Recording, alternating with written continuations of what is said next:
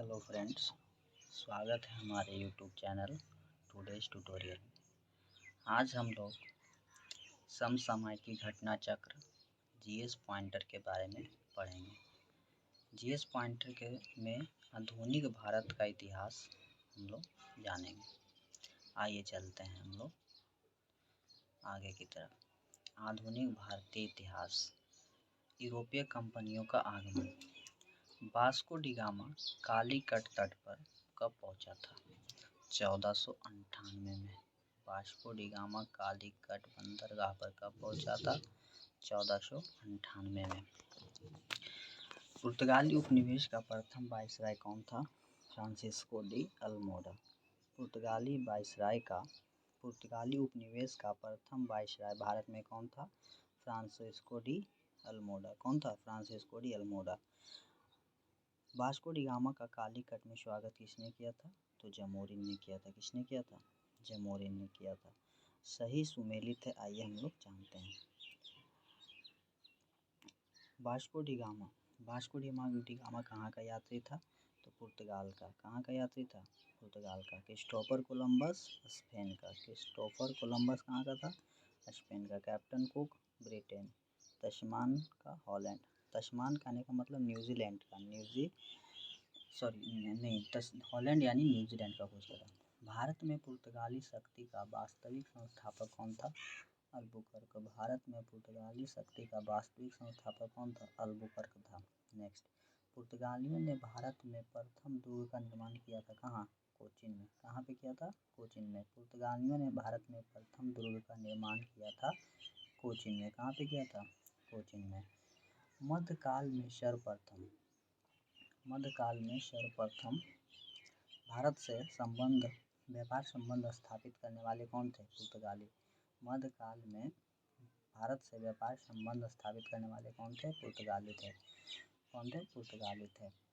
भारत में प्रथम सामुद्रिक व्यापारिक केंद्र स्थापित किसने किया था? पुर्तगालियों ने। किसने किया था? पुर्तगालियों ने। बंगाल की बांदेल, चिंसुरा, हुगली तथा श्री रामपुर फैक्ट्रियों में से जो पुर्तगालियों द्वारा स्थापित की गई थी, कहाँ पे है? हुगली में। कहाँ पे? हुगली में। फिर से एक बार हम लोग इसको रिपीट करेंगे। बंगाल की बांदेल, चिंसुरा, हुगली, श्री रामपुर फैक्ट्रियों में से एक जो पुर्तगाली द्वारा स्थापित की गई थी, कौन सा? हुगली था। कौन था? हुगली था। आगे हम लोग जानेंगे। पांडिचेरी के संदर्भ में सही कथन क्या है? तो पांडिचेरी पर कब्जा करने वाले पहले यूरोपीय शक्ति कौन थे? पुर्तगाली थे। पांडिचेरी पर जो कब्जा करने वाले थे पहले यूरोपीय शक्ति कौन थे? पुर्तगाली। कौन थे? पुर्तगाली थे। पुर्तगाली। अब आगे जानते हैं। हुगली को बंगाल की खाड़ी में समुद्री लूटपाट के लिए अड्डा बनाया था। किसने? पुर्तगालियों ने। हुगली को बंगाल की खाड़ी में समुद्री लूटपाट के लिए अड्डा बनाया था पुर्तगालियों ने। कलकत्ता का संस्थापक कौन है? George Charnock. भारत में यूरोपीय शक्तियों के प्रवेश के संदर्भ में सही कथन क्या है? आते हैं। अंग्रेजों ने अपना पहला कारखाना दक्षिण भारत में मछलीपट्टनम में लगाया था। कहाँ पे लगाया था? तो मछलीपट्टनम में अपना पहला कारखाना दक्षिण भारत में मछलीपट्टनम में लगाया था। किसने? अंग्रेजों ने। पूर्वी भारत में अंग्रेजी कंपनी ने 1633 में, किसमें?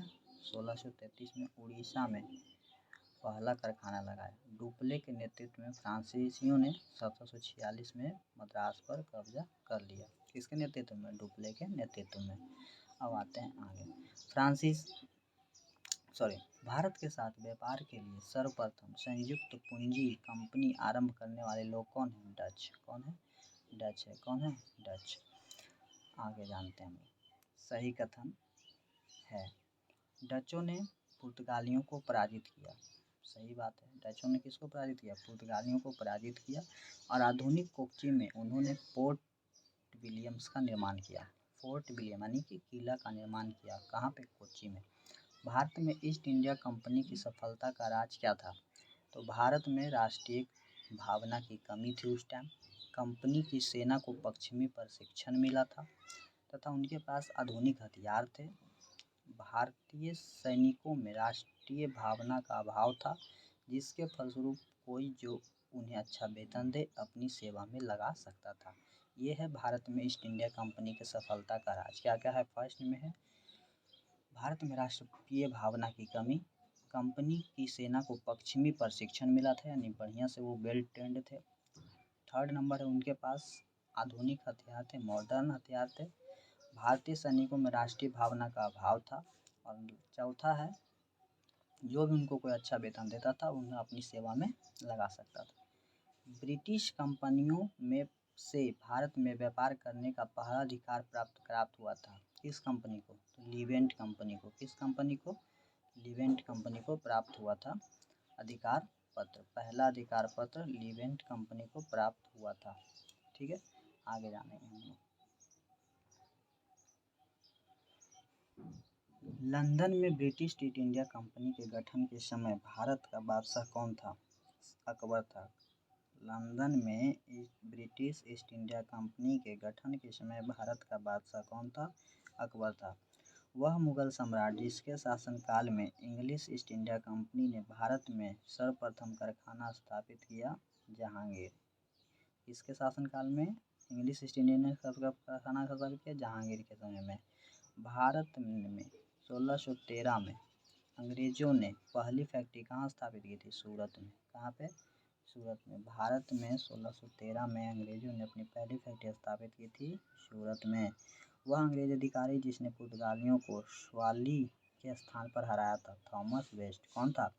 वह अंग्रेज अधिकारी जिसने पुर्तगालियों को स्वाली के स्थान पर हराया था, थॉमस वेस्ट था। यूरोपीय व्यापारिक कंपनियों में से सूरत में सर्वप्रथम अपना कारखाना स्थापित करने वाले कौन थे? अंग्रेज। यूरोपीय व्यापारिक कंपनियों में, जो यूरोप से आए थे व्यापारिक कंपनियों में से सूरत में सर्वप्रथम अपना कारखाना स्थापित कौन किए थे? अंग्रेज। ब्रिटिश ईस्ट इंडिया कंपनी ने बम्बई लिया था किससे? पुर्तगालियों से। किससे लिया था? पुर्तगालियों से। ब्रिटिश ईस्ट इंडिया कंपनी से बम्बई किसने लिया था? पुर्तगालियों ने लिया था। ईस्ट इंडिया कंपनी का गवर्नर जिसे औरंगजेब द्वारा भारत से निष्कासित किया गया था, सर जॉन चाइल्ड। औरंगजेब किसको निष्कासित कर दिया था? सर जॉन चाइल्ड को ईस्ट इंडिया कंपनी का जो गवर्नर था। प्रथम कर्नाटक युद्ध का तात्कालिक कारण क्या था? तो अंग्रेजों द्वारा फ्रांसीसी जहाज़ों का अधिग्रहण। प्रथम कर्नाटक युद्ध का तत्कालीन कारण क्या था? तो अंग्रेजों द्वारा फ्रांसीसी जहाज़ों का अधिग्रहण। नेक्स्ट हम लोग जानते हैं कर्नाटक युद्ध लड़ा गया अंग्रेज व फ्रांसीसी के मध्य। इसके किसके बीच में? कर्नाटक युद्ध का कारण क्या था? तो अंग्रेजों द्वारा फ्रांसीसी जहाज़ों का अधिग्रहण। युद्ध लड़ा गया किसके बीच में? तो अंग्रेज व फ्रांसीसी के बीच में, क्योंकि उसका ही जहाज कब्जा करेगा तो वही ना लड़ेंगे। आगे है प्रथम कर्नाटक युद्ध किस संधि के तहत समाप्त हुआ? तो एक एला सापल की संधि के तहत। एक स्लास चैपल लिखा हुआ है लेकिन हम लोग उसको एला सापल पढ़ते हैं। एला सापल की संधि के तहत। द्वितीय कर्नाटक युद्ध अनिर्णायक रहा था। तृतीय कर्नाटक युद्ध की संधि के तहत समाप्त हुआ, पेरिस की संधि के तहत। चौथा 3 कर्नाटक युद्ध था।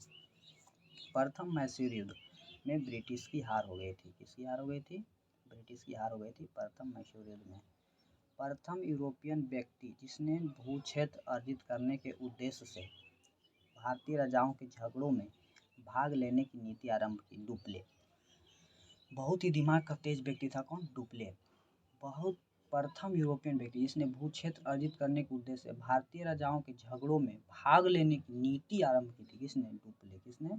डुप्ले ने। किसने? डुप्ले जो है था बहुत ही कूटनीति के हिसाब से बहुत तेज है। आगे आते हैं हम लोग। भारत में फ्रांसीसियों ने सबसे पहले अपना कारखाना कहाँ स्थापित किया था? सूरत में। कहाँ पे? सूरत में। भारत में फ्रांसीसियों ने अब सबसे पहले अपना कारखाना कहाँ स्थापित किया था? सूरत में। फ्रांसीसी ईस्ट इंडिया कंपनी स्थापित हुई थी किसके शासनकाल में? तो लुई 14वें के शासनकाल में फ्रांसीसी ईस्ट इंडिया कंपनी स्थापित हुई थी लुई 14वें के शासनकाल में। भारत में फ्रांसीसी कंपनी का संस्थापक माना जाता है किसको? काल्वर्ट को। भारत में फ्रांसीसी कंपनी का संस्थापक माना जाता है काल्वर्ट को। किसको? काल्वर्ट को। बंगाल में डचों द्वारा स्थापित कारखाना था। बंगाल में डचों द्वारा स्थापित कारखाना था चिंसुरा। कौन था? चिंसुरा। फ्रांसीसी दक्कन में शक्ति आंदोलन स्थापित करने में असफल रहे क्योंकि अंग्रेजों की फौज शक्तिशाली थी। फ्रांसीसी जो थे दक्कन में शक्ति आंदोलन स्थापित करने में असफल रहे क्योंकि अंग्रेजों की फौज शक्तिशाली थी। भारत में यूरोपीय शक्तियों के आगमन का क्रम क्या क्या है, आगे जानते हैं। फर्स्ट में पुर्तगाली, सेकंड डच, थर्ड अंग्रेज, उसके बाद फ्रांसीसी और भी थे, उसको आगे हम लोग पढ़ेंगे। सही सुमेलन है इसमें। पांडिचेरी पर किसका अधिकार था, फ्रांसीसियों का। गोवा पर पुर्तगालियों का, गोवा पर पुर्तगालियों का अधिकार था। और ट्रांकेवार में डेनिस का था। और मद्रास है, सद्रास लिखा हुआ है, ये वाला गलती है थोड़ा सा, मद्रास होगा वहाँ पे। मद्रास पे डच का था, किसका था, डच का। यूरोपियों में से स्वतंत्रता पूर्व भारत में व्यापारी के रूप में सबसे अंत में आए फ्रांसीसी। कौन आया सबसे अंत में, कौन आया था, फ्रांसीसी। और फर्स्ट में पुर्तगाली। आगे जानते हैं।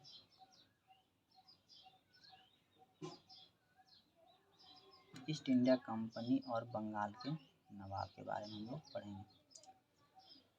मुगल सम्राट द्वारा नियुक्त बंगाल का अंतिम गवर्नर कौन था, मुर्शीद कुली खान। किसके द्वारा नियमित, मुगल सम्राट द्वारा नियुक्त बंगाल का अंतिम गवर्नर था मुर्शीद कुली खान।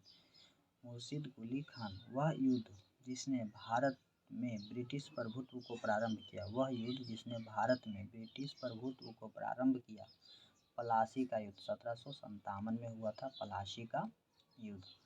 वहीं से हम लोग के यहाँ भारत में ब्रिटिश प्रभुत्व जो है प्रारंभ हो गया था। 1757 में प्लासी का युद्ध किसके किसके बीच में हुआ था, तो अंग्रेजों रॉबर्ट क्लाइव और सिराजुद्दौला के बीच में। किसके बीच में, सिराजुद्दौला के बीच में, जिसमें मीर जाफर क्या किया था, धोखा दे दिया था सिराजुद्दौला को, जिसके कारण से क्या हुआ, ये हम लोग हार गए थे। सिराजुद्दौला लॉर्ड क्लाइव द्वारा परास्त हुआ था, देखिए आगे दे ही दिया, प्लासी के युद्ध में 1757 में। ये डेट याद रखिएगा, 1757 में ये प्लासी का युद्ध हुआ था। आगे जानते हैं। भारतवर्ष में ब्रिटिश साम्राज्य का संस्थापक था लॉर्ड क्लाइव, क्योंकि 1757 में लॉर्ड क्लाइव ही लड़ा था इससे सिराजुद्दौला से, तो वही ना प्रथम संस्थापक होगा, तो लॉर्ड रॉबर्ट क्लाइव। आगे जानते हैं। अल्बुकर्क, रॉबर्ट क्लाइव, फ्रांसीसी डुप्ले तथा लॉर्ड कॉर्नवालिस में से जिसे स्वर्ण से उत्पन्न सेनानायक कहा गया, देखिए थोड़ा सा ध्यान रखिएगा, स्वर्ण से उत्पन्न सेनानायक उपाधि किसे दिया गया है, तो रॉबर्ट क्लाइव को। स्वर्ण से उत्पन्न सेनानायक किसे कहा गया है, रॉबर्ट क्लाइव को कहा गया है। प्लासी का युद्ध मैदान कहाँ अवस्थित है, पश्चिम बंगाल में, पश्चिम बंगाल में प्लासी का युद्ध लड़ा गया था 1757 में, अभी हम लोग जिक्र कर चुके हैं उसका। बंगाल का वह नवाब जिसने अपनी राजधानी मुर्शिदाबाद से मुंगेर स्थापित किया था, मीर कासिम। कौन, मीर कासिम जो था स्थापित किया था मुर्शिदाबाद से मुंगेर। उसके आगे हम लोग पढ़ते हैं। सबसे अधिक निर्णायक युद्ध जिसने अंग्रेजों के भारत में प्रभुत्व को संस्थापित किया था, बक्सर का युद्ध। मतलब कि 1757 में तो फर्स्ट बार वो लोग प्रभुत्व मतलब अधिकार कर लिया था, लेकिन सबसे अधिक निर्णायक युद्ध में कौन सा था, बक्सर का था, जो 1764 में हुआ था। कब हुआ था, बक्सर का युद्ध 1764 में। कब हुआ था, 1764 में। ये सब डेट देखिए हम लोग याद रखेंगे तो ज़्यादा बेहतर होगा। बक्सर के युद्ध के समय दिल्ली का शासक कौन था, तो शाह आलम द्वितीय। कौन था, शाह आलम द्वितीय। कब हुआ था, 1764 में। उस समय दिल्ली का शासक कौन था, तो शाह आलम द्वितीय। बक्सर की लड़ाई के समय बंगाल का नवाब कौन था, मीर जाफर। मीर जाफर, क्योंकि अंग्रेज बोला था कि तुम हमको प्लासी की लड़ाई जिता दो, हम तुमको नवाब बना देंगे, तो इसलिए जो वाला हार गया, तो नवाब कौन बन गया था, मीर जाफर ही बन गया था। प्लासी के लड़ाई के समय ही, प्लासी के लड़ाई के समय ही मीर जाफर बन गया था।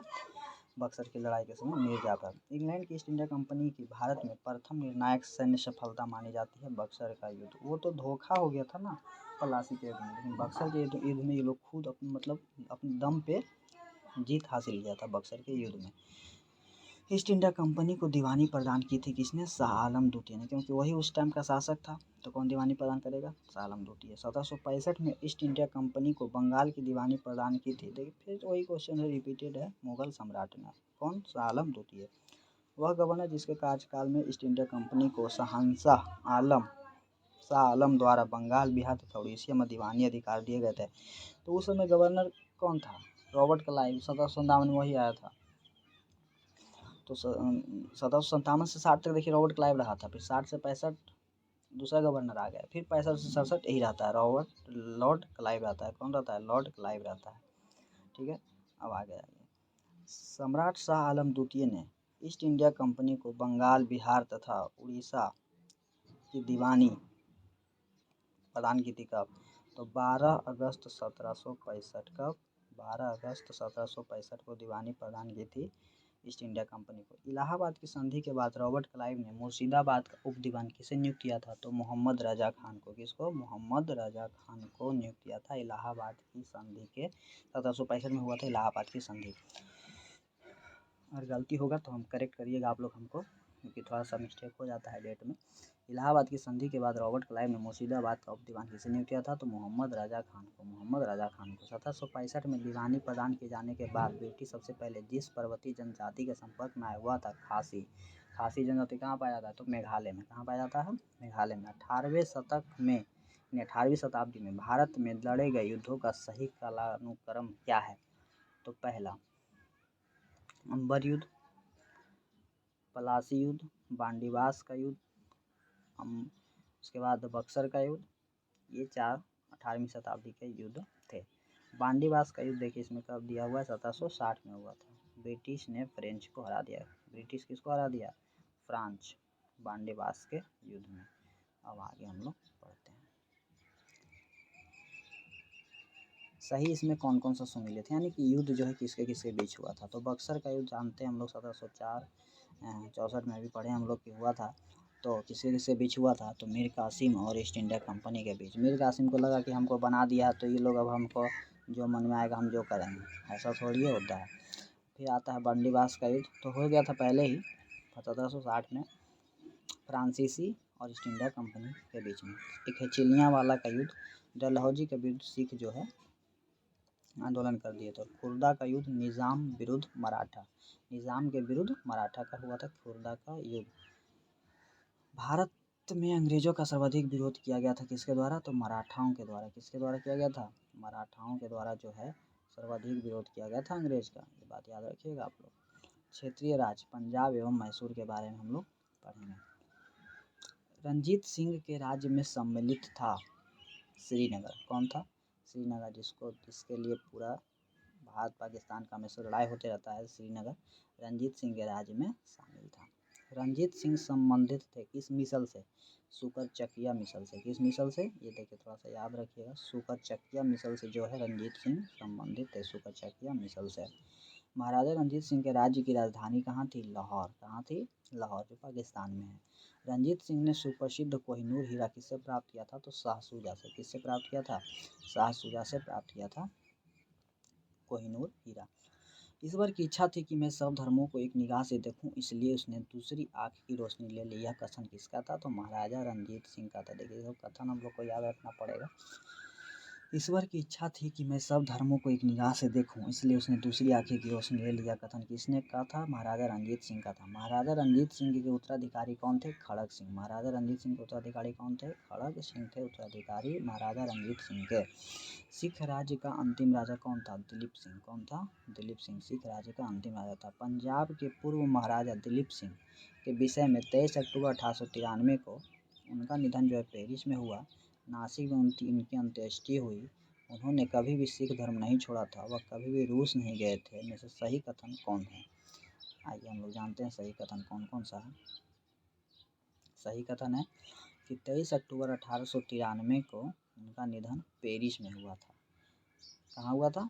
पेरिस में उनका निधन हुआ था 23 अक्टूबर 1893 को। 23 अक्टूबर 1893 को पंजाब के विलय के पश्चात पंजाब प्रशासन करने के लिए 3 की परिषद के सदस्य कौन कौन थे?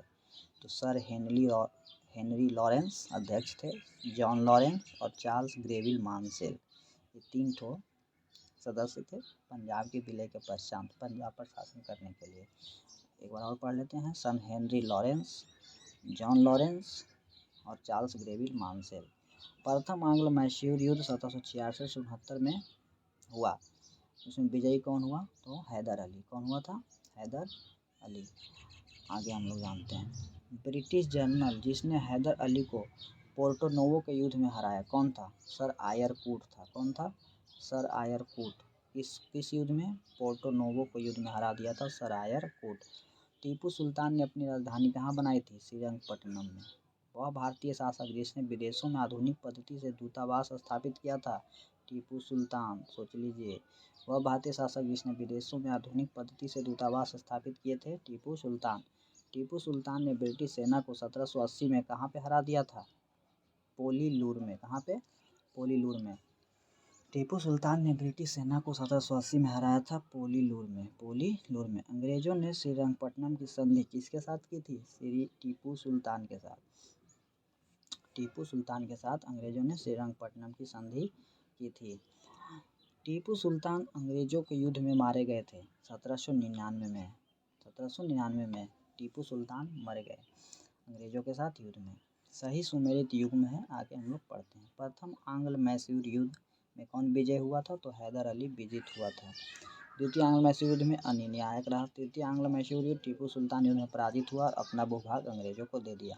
और चतुर्थ आंग्ल मैसूर युद्ध टीपू पराजित हुआ और युद्ध के मध्य दिवंगत हुआ, यानी कि युद्ध में जो 1799 में मर गया था वही चतुर्थ आंग्ल मैसूर युद्ध था उस टाइम। आगे हम लोग जानते हैं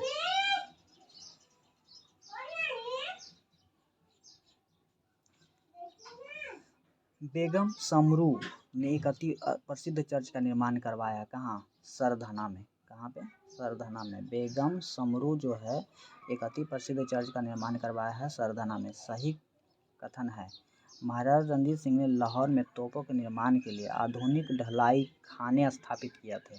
आमेर में सवाई जय सिंह ने यूक्लिड के रेखागणित के तत्वों का संस्कृत में अनुवाद करवाया था। इसे देखिए, थोड़ा सा इंपॉर्टेंट पॉइंट है। आमेर में सवाई जय सिंह ने यूक्लिड के रेखागणितों के तत्वों को संस्कृत में अनुवाद कराया था। और मैसूर में टीपू सुल्तान श्रृंगेरी मंदिर में देवी शारदा की मूर्ति का निर्माण करवाया था। नेक्स्ट, सही कथन है। सही कथन है। प्लासी के युद्ध में सिराजुद्दौला की पराजय के लिए मीर जाफर ने अंग्रेजों से मिलकर षड्यंत्र रचा था। देखिए, हम लोग पहले ही पढ़ चुके थे। क्या है? हम लोग इसको पहले ही पढ़ लिए थे। आगे पढ़ते हैं गवर्नर जनरल और वायसराय के बारे में। इसके बारे में हम लोग कल फिर विस्तार से चर्चा करेंगे। कृपया कर हमारे यूट्यूब चैनल को लाइक, सब्सक्राइब एंड शेयर करें फ्रेंड्स। इससे हमको मोटिवेट होंगे और अच्छा वीडियो आप लोग के लिए लेकर के आएंगे। धन्यवाद।